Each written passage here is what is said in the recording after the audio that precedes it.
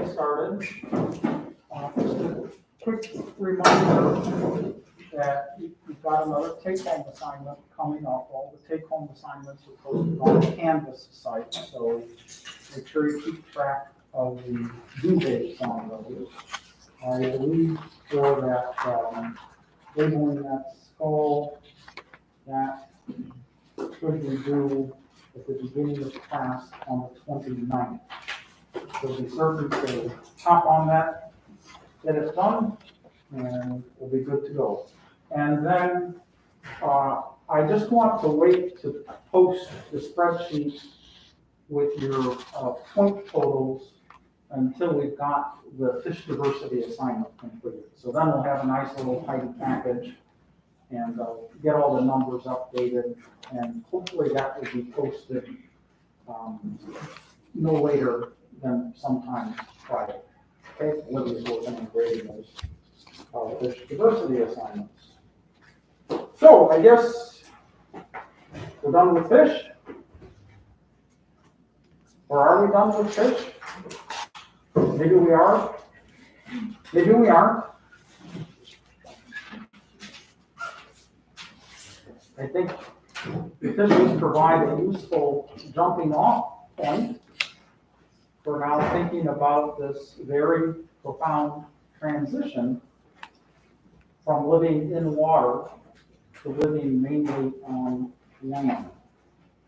So take a minute or so and jot down some ideas, given what you do know about how fish breathe, eat, move, and reproduce.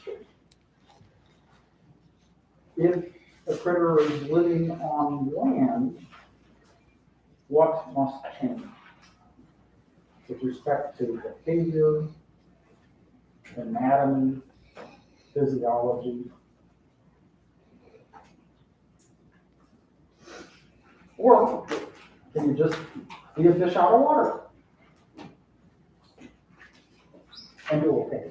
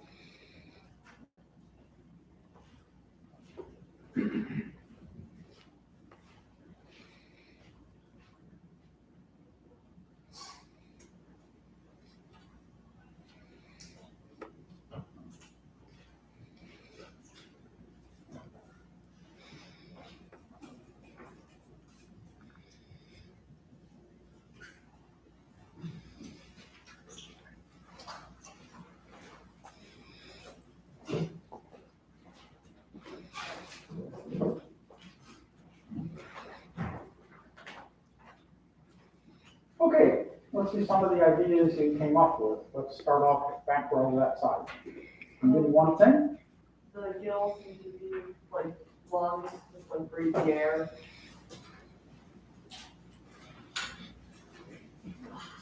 Well, what do you mean gills need to be like lungs? Like, Can you tweak that a little bit? they need to like be able to breathe air instead of like breathe through the water. Okay, so one dilemma is that gills won't work.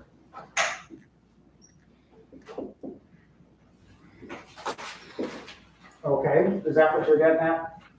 So with respect to anatomy, there's got to be something else that serves that function, some other structure. So then there must be a structural innovation associated with gas exchange in air rather than in water.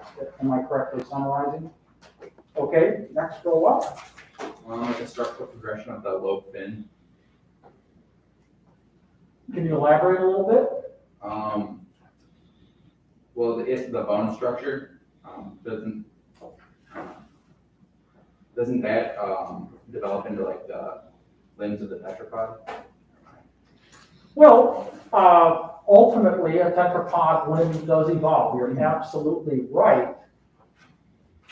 But you're sort of saying what has happened, as opposed to kind of focusing on this issue, what works in water and isn't gonna work on land. So can you be a little crisper in what you're trying to convey? I guess like the reduction of like the fins, the like, something gotta be more useful in there.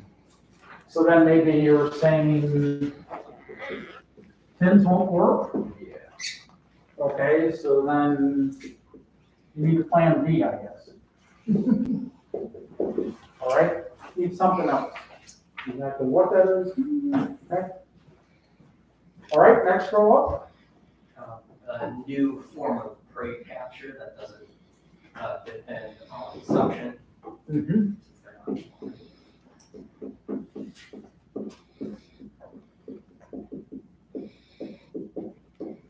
The vast majority of fishes employ at least some suction when they feed. And why is that unlikely to work in air?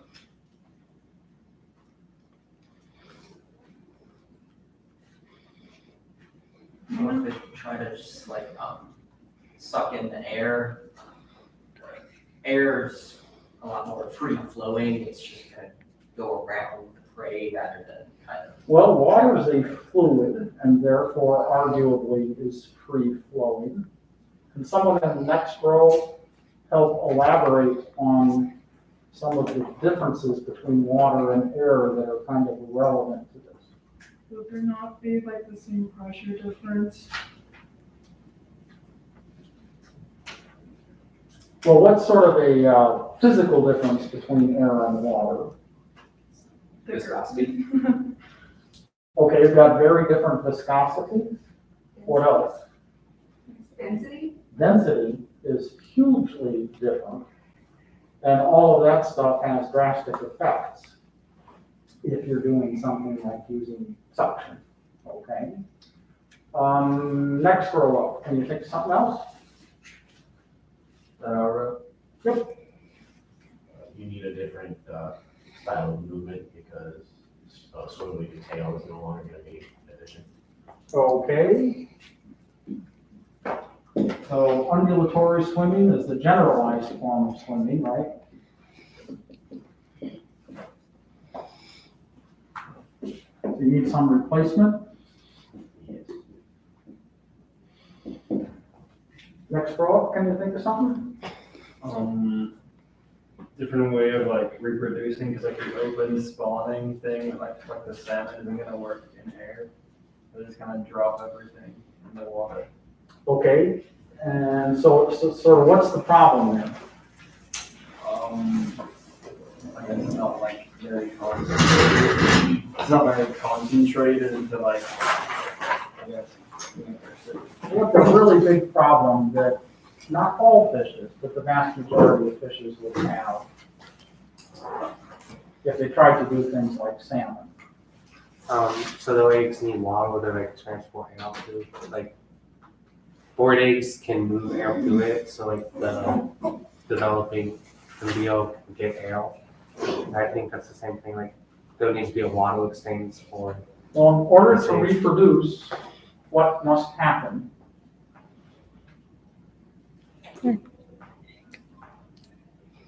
Eggs need to be laid. If something lays eggs, is it going to successfully reproduce? No, it needs a male. Okay, and why? To fertilize the eggs. So You need to develop a way to. how do the vast majority of fishes accomplish fertilization? Yeah.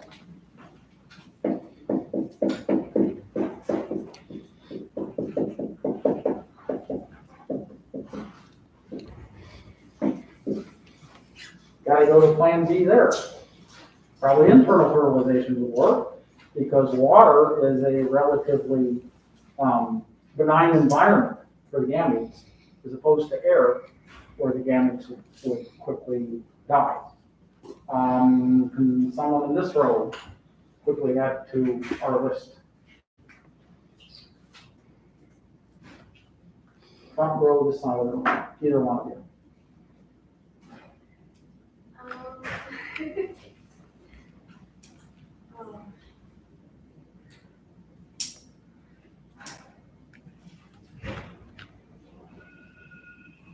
The internal breathing apparatus, we don't use as much water.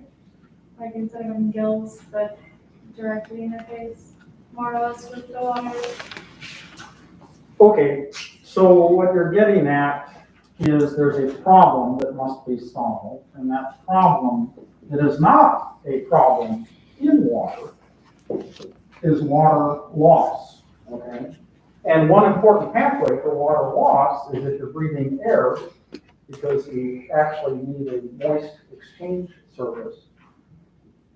But in fact, water can be lost through the skin if you have permeable skin too. So a big problem for a lot of fishes out of water, among other things, is simply dehydrating, okay? Think of us and sweating. When do we sweat? Next row back. When Probably not so much today. we're hot, Yeah, overheated. okay. And if you think about this water to land transition, what's another interesting issue that pops up that would be extremely rare for fishes to encounter? Like, I'm gonna do like homeostasis, I guess, then. And homeostasis with respect to, Water. okay, and to some extent we kind of got water covered, but homeostasis just means a regulated state. So what are some other things that may or may not be regulated? Temperature. Temperature. Okay. Okay, out of water, potentially it's going to be hotter, to be direct exposure to radiation in order to keep up. Okay. And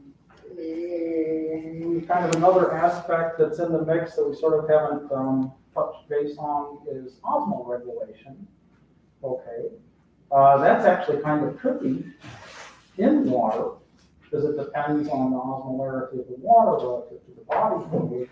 But if you're in air, that's not exactly what's going on, but you still must maintain certain ion balances, and that can be delivered up in large part if you actually have water loss. You know, that can, besides just losing the water itself, one of the problems is ionic balance. So there's a whole bunch of things, right, that work just fine in water, and they're not going to work very well out of water.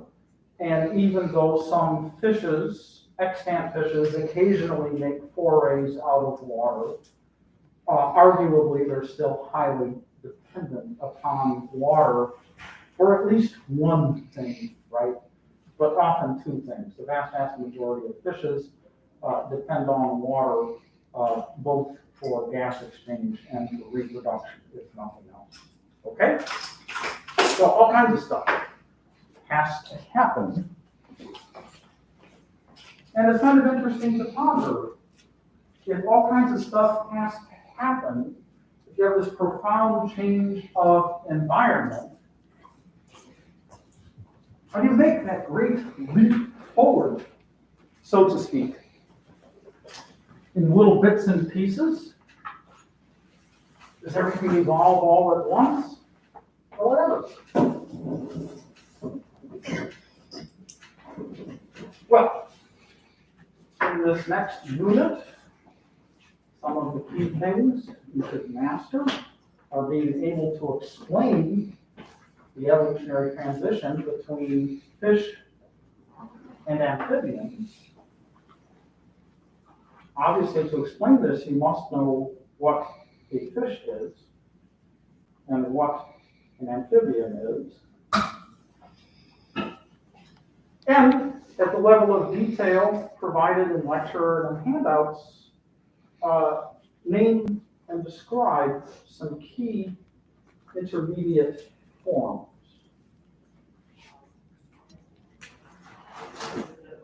And, surprise, surprise, you should be able to compare and contrast. I mean, that's going to happen over and over again. We are taking a comparative approach in this class. So we're trying to follow a bunch of structures and a bunch of functions that are in common to different vertebrate classes, see what's the same and what's different. And we're going to cover some key differences in the skulls and the girdles and appendages. And here's a real shocker. You should be expected to draw a cladogram to summarize phylogenetic relationships, again, at the level of detail that we go over in lecture or on the handout. And we're dealing with a lot of higher level taxa rather than lower level taxa for that, obviously. Remember when I asked, okay, we're done with fish. Or are we? What is one? What's a fish? Here's a stupidly simple question.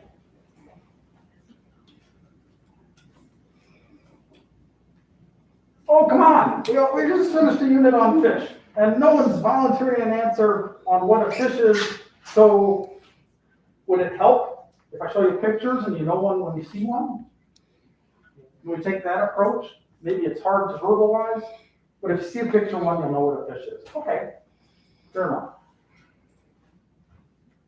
Yes. Write down your answers. Yes or no for A.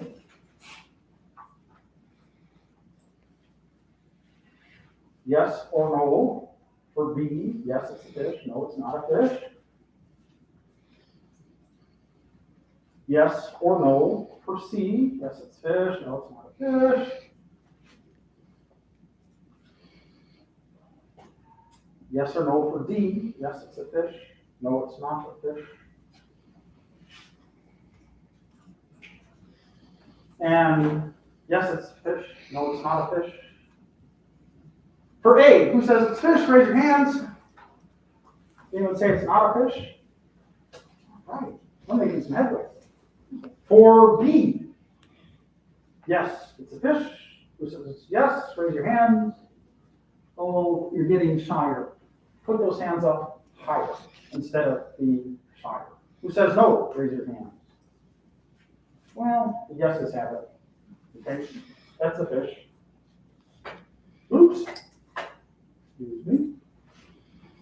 Let's see. C, is that a fish? Raise your hands. Who says yes? Who says no? Don't be shy. Put those hands up high. Split vertex. Not a fish. For C. That's Ichthyosteda. These are all extinct things. D, is that a fish? Who says yes? Raise your hands. Who says no? Raise your hand. Well, that one is a fish. Pangrictes is an extinct form. And E, is that a fish? Who says yes? Raise your hands. Who says no? Raise your hand. Okay. That is an extinct critter, Ichthyosteda, the same critter that's on your take-home assignment for identifying a whole bunch of bones in the skull that go missing as we make that transition from osteoliform fishes to amphibians, whatever the heck an amphibian is. So is a punchline of this. Gosh, it's not so easy to tell by looking at things whether it's a fish or whether it's an amphibian. Okay? So actually, this is a wonderful example of an abundance of things that arguably could be called an intermediate form between what everyone would sort of agree is a fish, and what everyone would agree is an amphibian or an ancestral tetrapod, right? And I'm not even showing you all the good stuff in this diagram. There's more to come on that front. Okay? Well, you're well aware that there are bony fishes belonging to class Ichthyos. So certainly you want to remember what a bony fish is, and then a subset of the bony fishes are the lobe-finned fishes. A different subset and a monophyletic group is the ray-finned fishes. The vast majority of extant fishes are ray-finned fishes. And their ray fins, in fact, are synapomorphic. This is a monophyletic group. Whereas lobe-finned fishes are not a monophyletic group. So even though this is a handy term for referring to a chunk of vertebrate diversity, it's important to be crystal clear that it's not a monophyletic group. And some key groups of lobe-finned fishes are the coelacanth, lungfish, and a bunch of these extinct fishes, many of which were in that previous diagram, collectively referred to as the osteolipiform fish. And osteolipiform fishes, this is not a typo, this is deliberate, are not a monophyletic group because osteolipiforms does not include tetrapods. Okay? Does that make sense to everybody? And hopefully you remember that video I showed you of the coelacanth, so I won't show that to you again, but there are other lobe-finned fishes, pretty cool looking. I think to a lot of us, they kind of look ancient and prehistoric.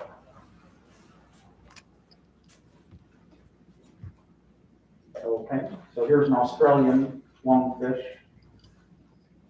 Great big fleshy lobed fins. Now they're actually, you've seen in lab, African lungfishes that are a lobe-finned fish, but they have these little spindly fins. You barely even know it's a lobe-finned fish. Where you look at these things, and it kind of looks like the coelacanth. It's great big yellow fins.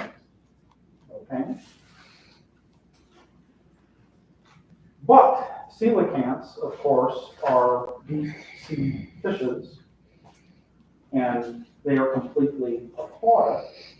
So remember that all of this stuff is the clade Sarcopterygia. Coelacanths have gills, and somewhere in here, a lung evolved. Okay? So punchline number one, lungs evolved before the water to land transition that's of great interest to us today. Okay? Well, let's continue considering sort of the cast of characters. And we're dealing with a whole big old chunk of vertebrates, so all extant vertebrates that are not fishes are tetrapods. You've got a lot of stuff on extinct taxa in your textbook, so I just want to emphasize that you're only responsible for the level of detail at which we go over things in lecture for extinct stuff. But please, please, please take advantage of all those illustrations of all that extinct stuff that I think sort of help you build up an intuitive understanding of some of what has occurred. Okay? Tetrapods, formerly known as Tetrapoda, for a clade, that's a monophyletic group, and that consists of what Linnaean classes?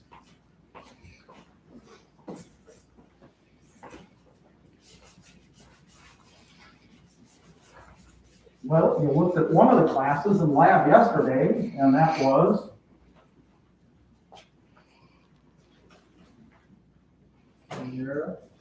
nope, that's not a class. That's a what? Amphibia.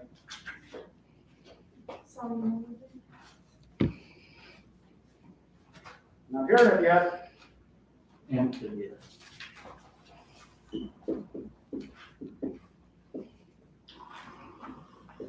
After game, that's really hard to read. It will be reinforced visually in just a second. Okay? That easier to read? What else? Reptilian. Okay. What else? And what else? Okay. All those things are tetrapods, all those things together are a monophyletic group. Okay?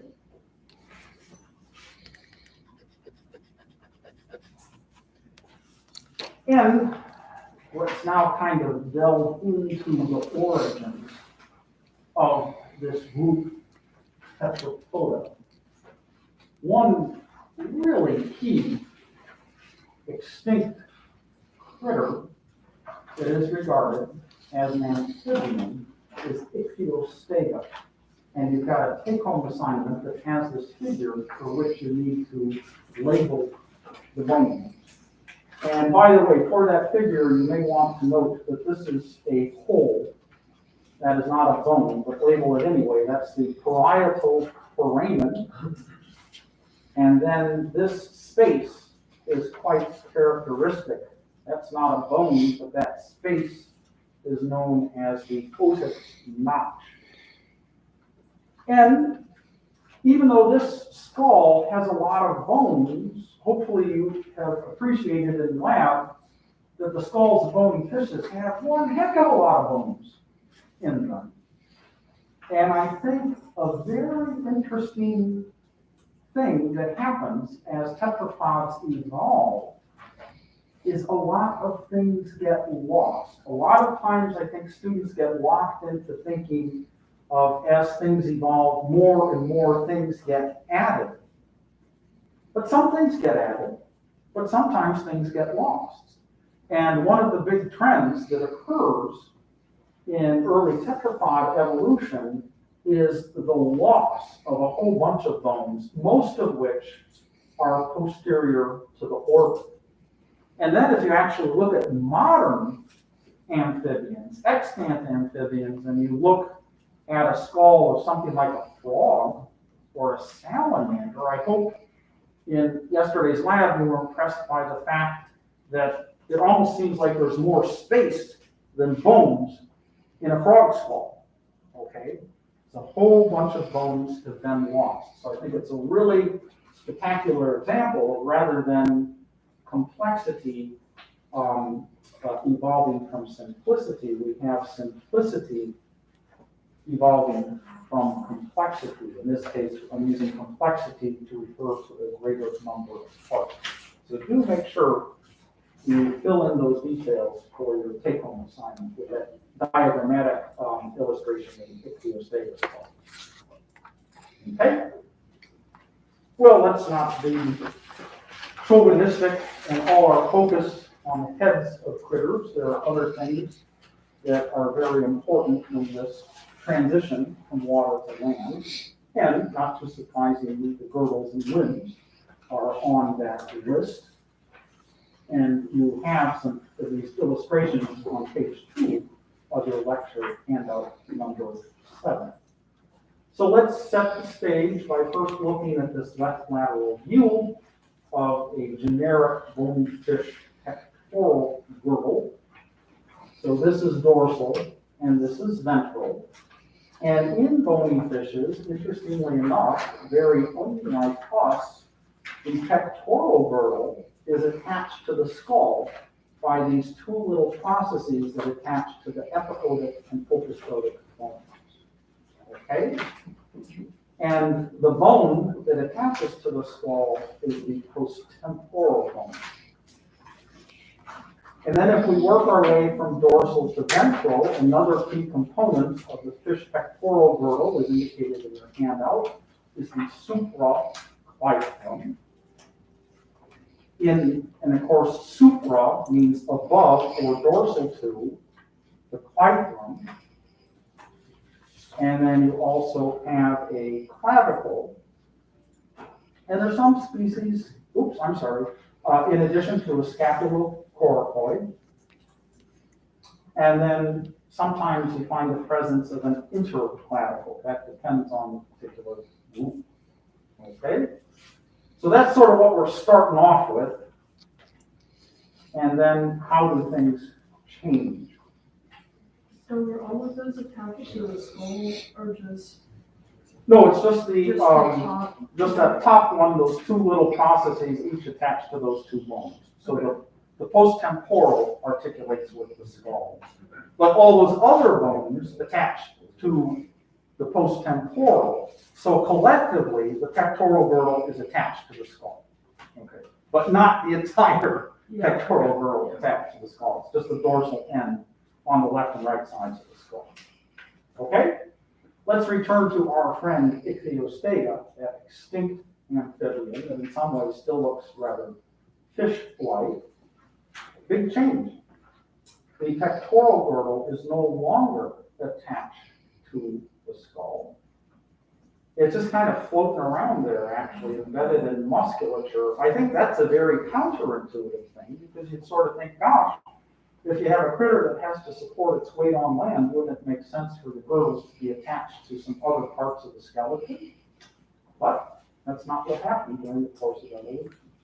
Okay?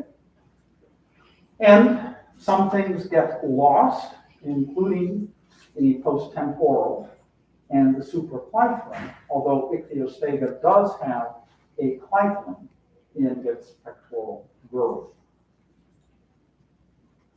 And in Ichthyostega, you do not yet see anything resembling a scapula or a scapular plate. Okay? So Ichthyostega has a pectoral girdle, but it's a rather different pectoral girdle than an awful lot of other tetrapods, as well as being different from that of bony fishes. Okay? And in other early tetrapods, you usually don't see any direct attachment of the pectoral girdle to either the vertebra or the skull.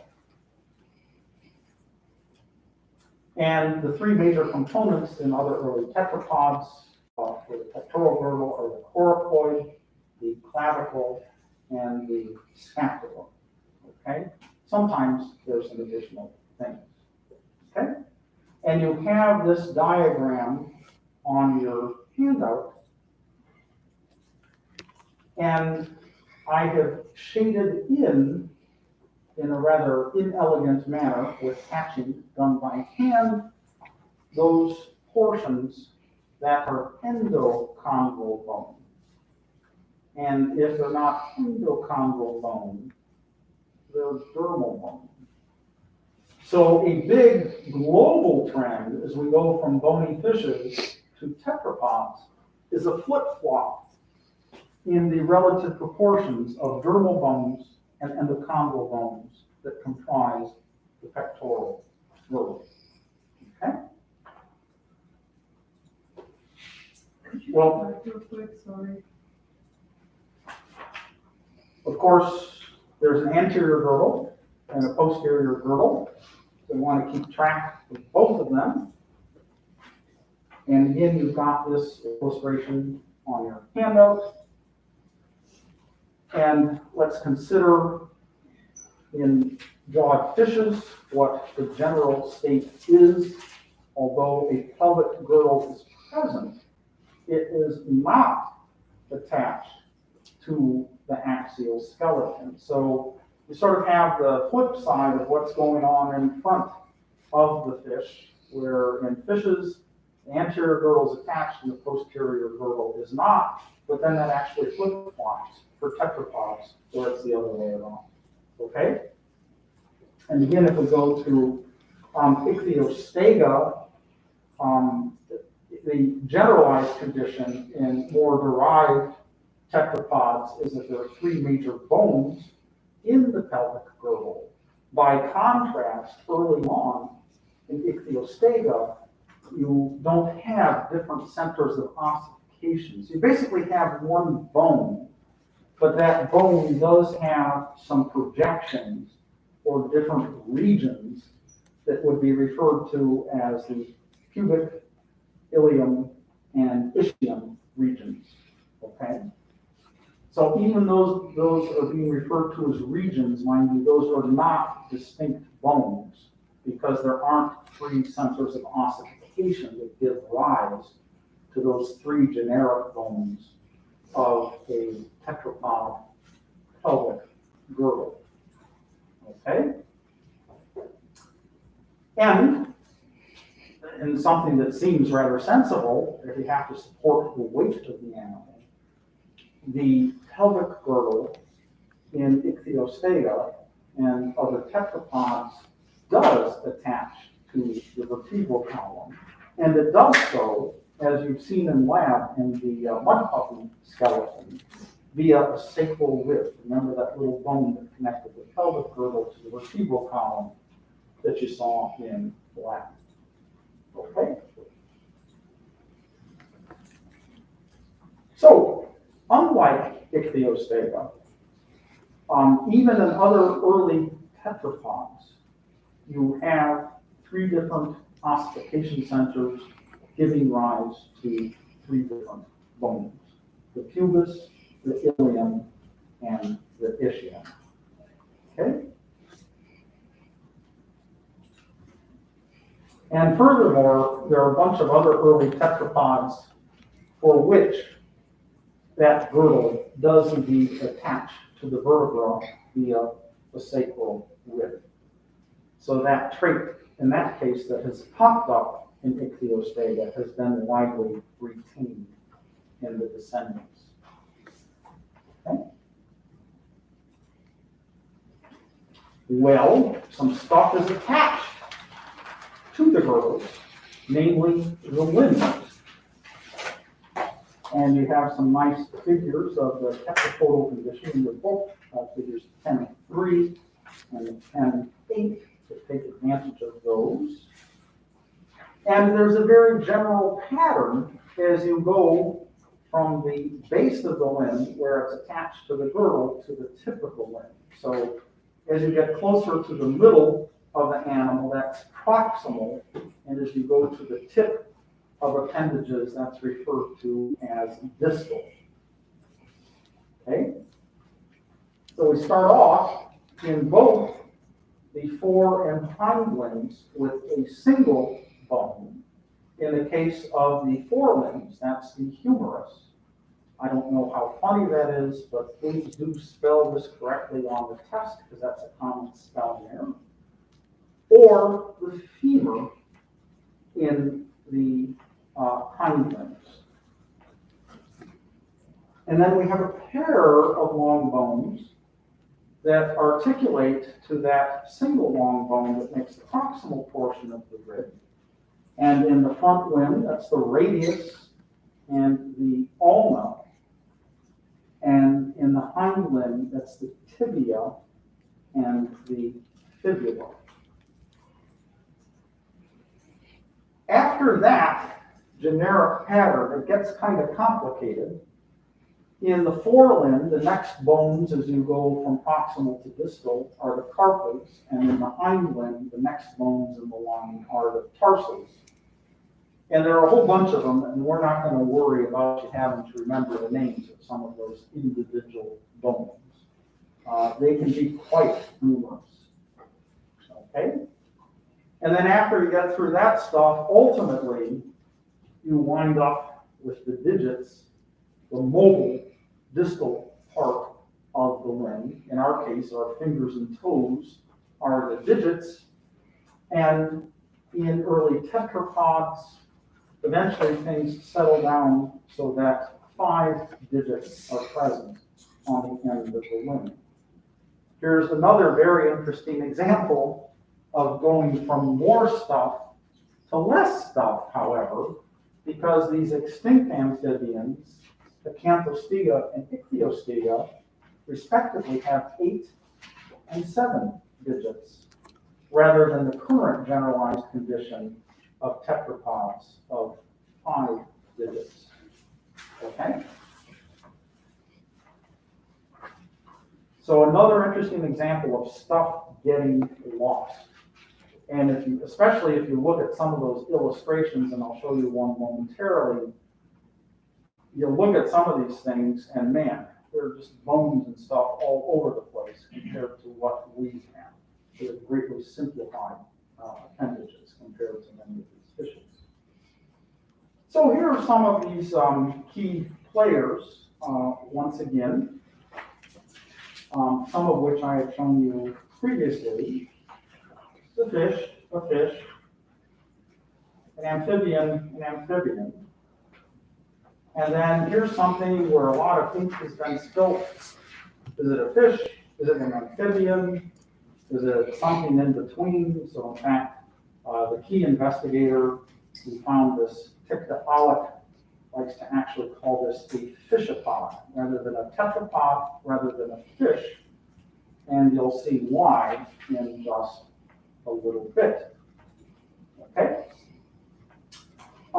This just shows you some of those things we mentioned about the evolution of the appendages, in this case, the forelimb. And here we've got this very interesting critter, Ichthyosteda. All these, everyone would agree, are fishes, and everyone would agree that all these things are actually amphibians. Okay? So these are tetrapods. These are not. But exactly what you call this one, who knows? Okay? So when this Ichthyosteda was found, it made quite a splash, both in the scientific literature and the popular press. So I think maybe that was about 15 years ago or thereabouts. And actually more specimens and more complete anatomy has been discovered since a lot of these earlier papers. So one of the things, mind you, that creationists suggest with no evidence, why should someone be bounded by evidence or facts, is that there are no intermediate forms, right? Well, if you happen to walk down the street and you see someone holding up a sign saying there are no intermediate forms, this is a name to remember, and you're going to have more of them during the course. And that is, then you go up to them and say, but what about Ichthyosteda? Okay? And then if they don't even know what that is, then you can expound upon what Ichthyosteda is and why they should love and appreciate Ichthyosteda as indeed a remarkably spectacular intermediate form. However, do not fall into the trap of thinking of this as a missing link. Remember that evolution, if you look at an evolutionary tree, it's a branching hierarchy. It is not a linear hierarchy. So don't fall into the trap of lining a whole bunch of taxa up in a straight line to humans and then saying, oh, a chain is linear, right? A bush or a tree is not. So we can gain insights from these intermediates, but a lot of times for the sake of convenience, even biologists fall into the trap of referring to things as a missing link, when actually it'd be better to say, it's an intermediate form between some previously described taxa. So what are some of the things that Ichthyosteda has that I think we would agree are fishy? It has gills, it has scales, it has fin braids. So far, so good, right? That's pretty fish-like. You've seen all of these in lab. Oh, well, it's bony, but it does not have a bony gill covering. And tetrapods also have lost the bony gill covering. So that's actually a trait that's tetrapod-like. And as I mentioned, the pectoral girdle is not attached to the skull. That actually typifies tetrapods, not fishes. The pelvis, however, does not have sacral contact with the vertebral column. So that unattached pelvis is fish-like. It has a neck. The neck is the portion of the vertebral column between the skull, and the pectoral girdle. Fish don't have necks. If someone talks to you about a fish rubber neck, you tell them they gotta rethink what they're saying, okay?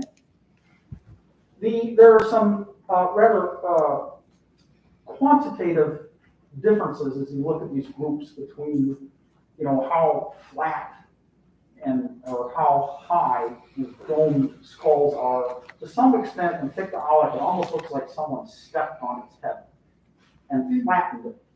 And then the orbits, which of course house the eyeballs, are located rather dorsally rather than laterally, sort of on the top of the head rather than at the side of the head. And of course, being located more on the side of the head would resemble an osteolithiform fish. So this actually is more tetrapod.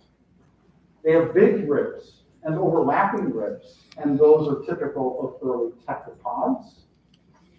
Without getting into a whole bunch of the gory details, Schubin, the key author of this work, has indicated that, globally, the limbs are just kind of in between. So he refers to that as a fishapod condition. They do have a single proximal bone and a primitive wrist joint. But again, if you look at things collectively, it just doesn't fit tidily into what fish have and what tetrapods have, okay? Some of the details of the ear anatomy also are remarkably intermediate and hence not too advisable to call it either fish-like or tetrapod-like, and hence Schubin likes to call it fishapod-like, okay? Ichthyosteda had a lung, but realize lungs are present in certain fishes, okay, as well as in tetrapods. And there's some indication from the strata that these things lived in shallow water, okay, and yet they had pretty robust appendages. So, what were they doing? Okay. Well, and again, this does indeed start getting a bit speculative. But one hypothesis that's out there is that perhaps one key function of the pectoral fins for this particular group is to help just sort of prop the animal up in shallow water. Okay. And then some additional views have changed since when I was a student. I remember in my biology classes, there was sort of the scenario, well, limbs evolved to facilitate critters moving from one area where the water had dried up to another area where there was water, okay? That view has largely fallen out of favor now. In part by looking at how some fishes move in emergent vegetation and so on. There are certain zones in shallow water with a bunch of obstacles and everything where sometimes fins can actually be rather handy for pulling the animal through a morass of emergent vegetation. Of course, another thing that fins could be used for is when you are still in water but touching the bottom, potentially bottom walking. So one should not make the mistake of thinking just because you have robust appendages that the animal's zipping along over hard, dry land and attaining high speeds. Okay, that I think everyone would agree is very implausible for a creature such as Ichthyosteda. Okay? I think it's kind of interesting, often when individuals are on the losing end of an argument, they tend to sort of shift the goalposts for standards of evidence or their line of reasoning and everything else without belaboring the point too much, you can go onto these various websites that these creationist outfits have, and if you're interested in absurd things, this is potentially a great source of humor, but in some ways it's really kind of sad. If you read this, when one of the key players for the creationist movement was asked to deal with the existence of Ichthyosteda, in a nutshell, what this quote indicates is rather than acknowledging it as an intermediate form or a transitional form or whatever, basically this individual is trying to change the definition of what an intermediate form is. But I want all of you to think back to that slide where I asked you, is it a fish or not a fish? Okay. And not too surprisingly, a lot of you got tripped up on a lot of those things. And by any common sense way of thinking, the reason you got tripped up on that is actually because there are so many intermediate forms. So I think one of the great ironies is one of the supposed linchpins of a lot of these creationist arguments is that you lack these intermediate forms, but in case after case, the actual taxa for which they argue they're intermediate forms, in fact, often are replete with intermediate forms. And in some cases, there are actually so many intermediate forms, it's hard to even say, okay, here we have thing A and here we have thing B, because you have something in between that has about half of its traits shared with A and half shared with B. Yet another wonderful example of that we'll talk about when we get to mammals is our evolution. There's an incredibly good fossil record for human and hominid evolution. And in fact, when you look at some of the criteria that are used for defining higher level taxa in other classes of vertebrates, there's so much hair splitting that goes on. Once you get to the genus Homo, if you had someone that worked on extinct reptiles, they would laugh at that and say that's almost just subspecies or population level variation rather than assigning them to different species, and in some cases even different genera. Okay? So, what's the key number one example you're going to keep in mind for an intermediate form? Ichthyosteda. Okay? So you can have some nice, short, and snappy examples grounded in facts. Although that seems to be out of fashion. So, we'll see you next time.